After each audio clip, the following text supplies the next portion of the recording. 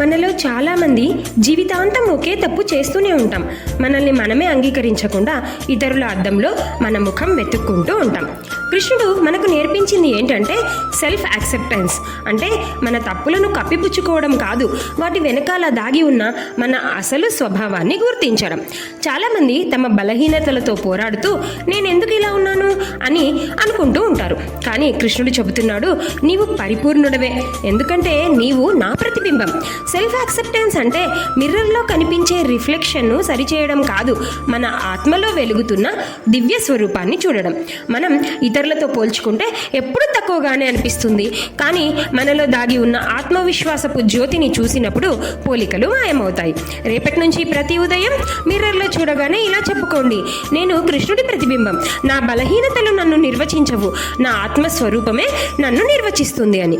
మరి ఈ వీడియో మీకు నచ్చింది కదూ? మీరు కూడా నిజమైన సెల్ఫ్ యాక్సెప్టెన్స్తో జీవితం మార్చుకోవాలనుకుంటున్నారు కదూ? మరి ప్రతిరోజు భగవద్గీత జ్ఞానం తెలుసుకోవడానికి గీతా చైతన్యంను సబ్స్క్రైబ్ చేయండి, షేర్ చేయండి, లైక్ చేయండి. Thank you. శ్రీకృష్ణ అర్పణమస్తు.